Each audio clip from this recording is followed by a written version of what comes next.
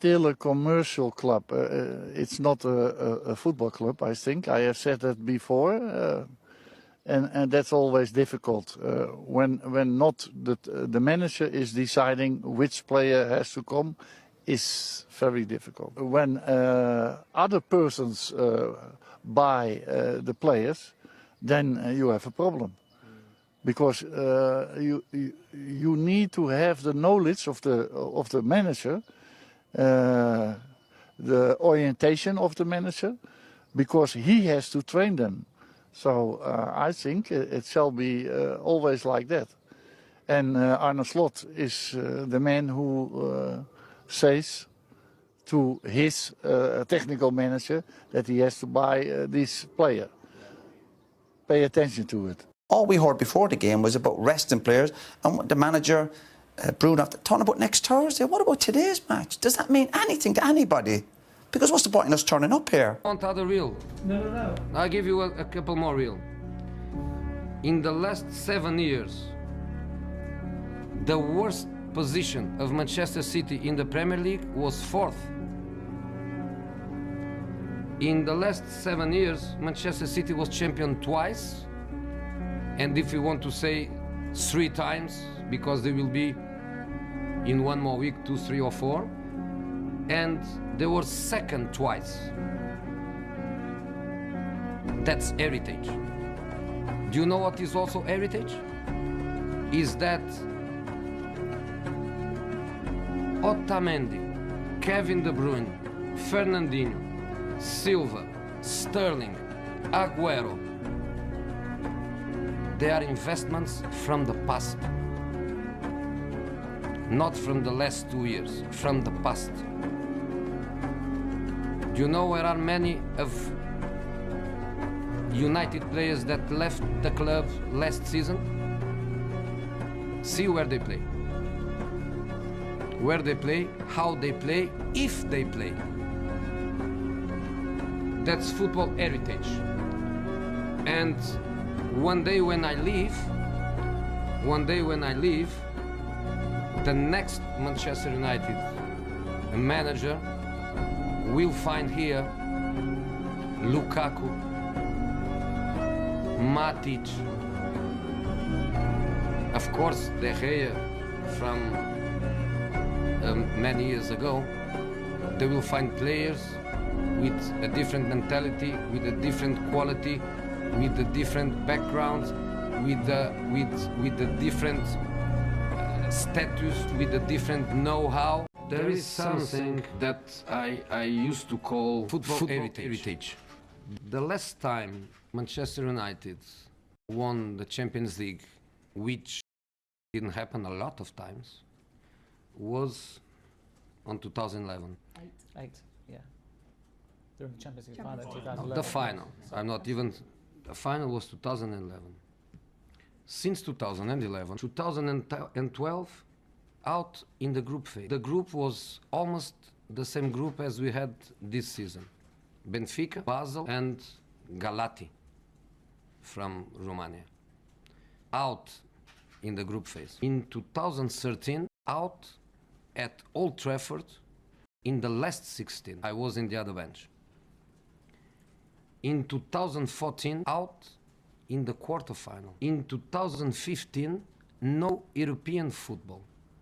In 2016, comes back to European football, out in the group phase, goes to Europa League, and on the second knockout, out of Europa League. On 2017, play Europa League, win Europa League with me, and goes back to Champions League. In 2018, win the group phase with 15 points in possible 18, and loses at home the last 16. So in 7 years, with 4 different managers, once not qualify for Europe, twice out in the group phase, and the best was a quarterfinal. This is football heritage. And if you want to go to the Premier League, the last victory was 12-13, and in the 4 consecutive seasons, United finish 4th, 5th, 6th and 7th. Or 5th, 4th, 7th, 4th, 5 and 6. So, in the last 4 years, the best was 4th. This is football heritage. Means that when you start the process, you are here, you are there, or you are there, is heritage. Is heritage. When I arrived in Real Madrid, do you know how many players played quarter-final of Champions League? Xabi Alonso with Liverpool, and Iker Casillas with Real Madrid, and Cristiano Ronaldo with Manchester United. All the others, not even a quarter-final. That's football heritage. Those stats Are real. they are real. They are real. Do you want other real? No. I'll give you a couple more real. In the last 7 years, the worst position of Manchester City in the Premier League was 4th. In the last 7 years, Manchester City was champion twice, and if you want to say 3 times, because they will be in one more week, 2, 3 or 4, and they were second twice. That's heritage. Do you know what is also heritage? Is that Otamendi, Kevin De Bruyne, Fernandinho, Silva, Sterling, Aguero, they are investments from the past. Not from the last 2 years, from the past. Do you know where are many of United players that left the club last season? See where they play. Where they play, how they play, if they play. That's football heritage. These players don't run, they don't sprint, they don't close down, they don't work as a team, they work as individuals, and they're almost just dependent on their talent, which is coming up short as well. That's not enough to win the big prizes, and it's not good enough. So what we've seen over the last month or two is just, again, we talk about culture. Again, I don't know what's going on in terms of on the training pitch every single day, but the signs are at weekends, this United group don't work hard enough. They don't seem like good enough lads to me in terms of that leadership, that person. I keep saying it, but that's what you need sometimes in difficult spells.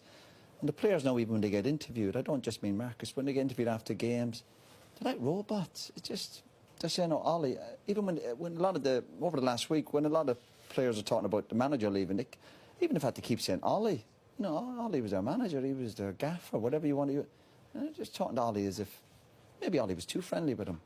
Maybe Ollie was too friendly. Maybe that was a problem. Maybe he was too nice to these lads, because these lads have done what I predicted and they've thrown him under the bus. And that's what they do. Why should this not be possible here? I mean, this is one of the biggest clubs in the world. We have perfect training conditions. We have a fantastic stadium. We have massive fan support, probably the best fan support I've ever experienced. So it's probably not, it's not the manager's quality. It's about changing all the other things that have brought the club into a position as we're in right now. As I said earlier on, the good thing about what happened, one of the very few good things, is that we're still clear. It's not that difficult. You don't even need glasses to analyze and to see where the problems are. So now it's only about how do we solve them. And for me, it's clear. It's not enough to do some little minor amendments, some little issues here and there, some minor cosmetic things. No, this is, in medicine, you would see this is an operation at the open heart. This is also something that not only one single person as a manager can do. I mean, with all respect to Jürgen and Pep, I'm sure that they didn't do all the things themselves. There were also other people involved. If people want to work together, then it makes sense. And then I still believe that it doesn't need and take 2 or 3 years to change those things. This can happen within 1 year. For me, it's not a question of having agreed upon a contract or whatever for the next 2 years. It's, in fact, I'm 64 very soon. For me, it's not about having a contract on paper. For me, it's about what will really happen. How much does Erik ten Hag and the board of Manchester United really want to know about my opinion, about my experience? And this is what we haven't spoken about as yet. That line, in every transfer window, they created the team that they have in both clubs. If you analyze the situation, it's not that difficult to analyze. the team needs a rebuild, not because some players have to go, but quite a few players have no contracts anymore. Their contracts are expiring. And therefore, for me, it's clear that there will be, I don't know, 6, 7, 8, maybe 10 new players. And then before you sign those players, you need to be aware, how do you want to play? What kind of football does the new manager want to play? And then take it from there and then bring every single player fitting into that kind of profile. This is not only a question of quality of players, it's also a question of how they play together, what kind of mentality do they have, what kind of energy, what kind of physicality compared with speed, high speed. I would say they have 25 Formula One racing cars in their squad. I don't think that they have mentally checked out. It's just a different level. They have better players than we have, if you look at it in total. There will be a rebuild for sure, but right now that doesn't help us because we still have another 5 games to play. So that there has to be a rebuild, for me, was clear even when I came in December, and after the first 3 or 4 weeks, for me that was obvious. But right now it doesn't help, and for us it's extremely embarrassing, also as a coaching staff. There you go, Erik ten Hag remaining, well, remarkably upbeat, you'd say, Roy? Yeah, he has to be, and he's an experienced manager, and certainly not easy getting interviewed after a game where it's another defeat, and the stats for this team are so bad in terms of the records, defeats, where they are on the table. You know, their struggles in Europe. Yeah, they've got a cup final coming up in a few weeks. So it's a tough interview, and he's trying to stay positive. And you know, there are tough questions he's been asked about. You know, the players behind him, and is he tactically up to it? And you know, do you think he is? Tactically up to it? Yeah, I'd like to think so. And I think there has been genuine problems at the club. The injuries, and he mentioned the back four, and I think he's pretty honest with that side of it. But the more games you're losing, and when you're 8 in the table, yeah, I suppose you end up losing that belief. But it doesn't mean to say you'd sit here. I'd never sit in the studio and think, I think a manager should lose his job or anything like that. I hope he's given more time, and they get to the summer, they can regroup and restructure the club or whatever that might be. But there's huge problems at the club. But I hope he's given that chance to get things right. Because last year there was some positives. Just, you know, let's. We have to be honest with that. And they have a cup final coming up, and if they manage to beat Man City, it's going to be very, very difficult.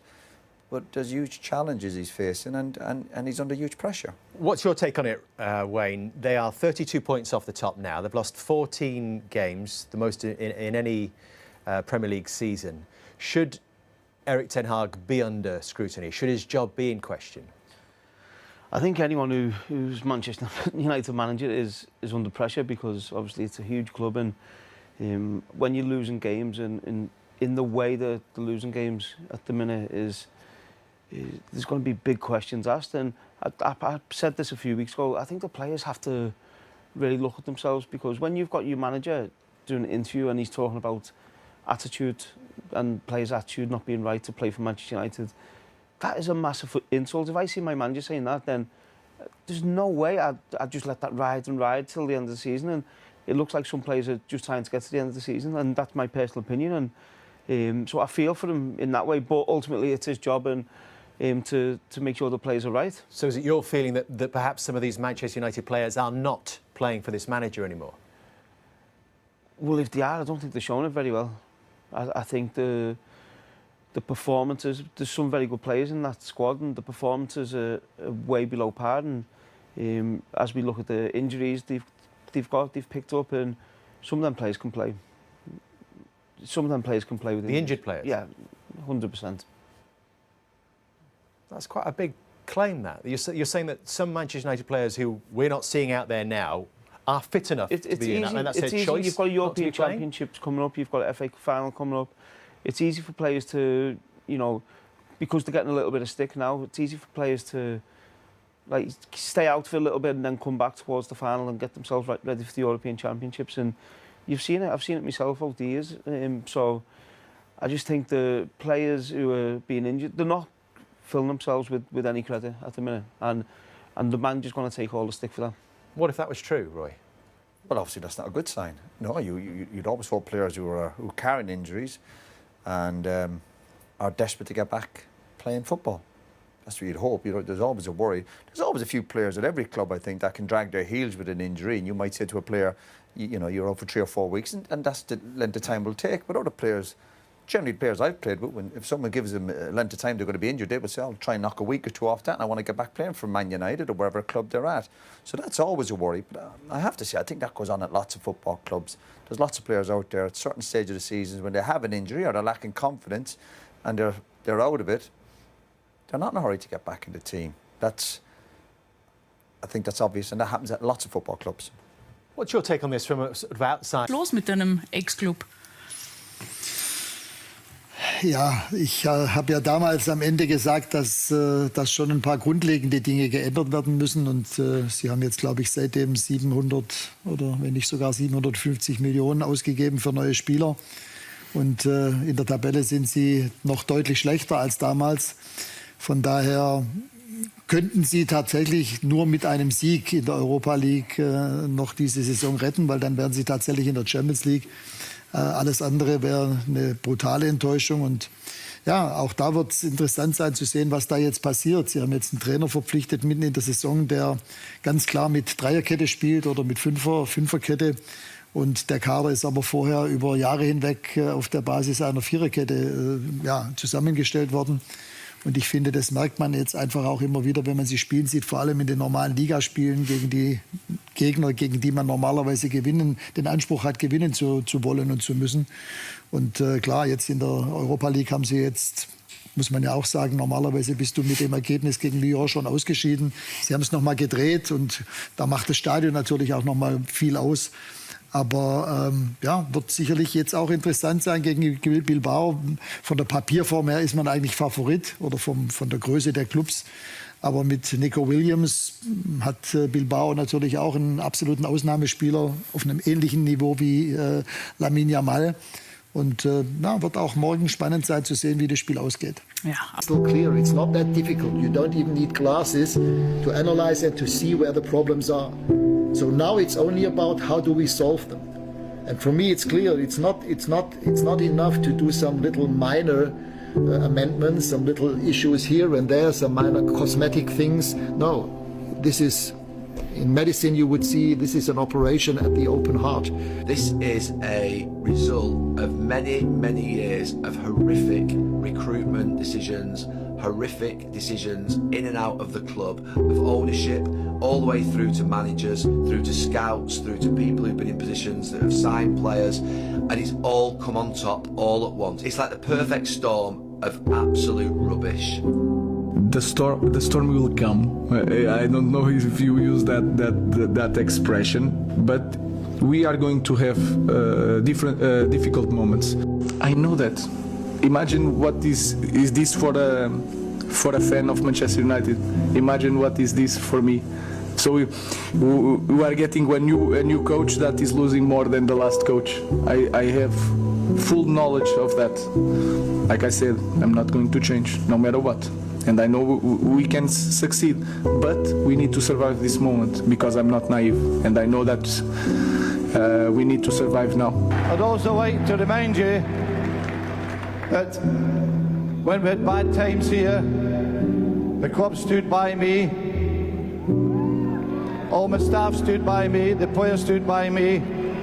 Your job now is to stand by our new manager.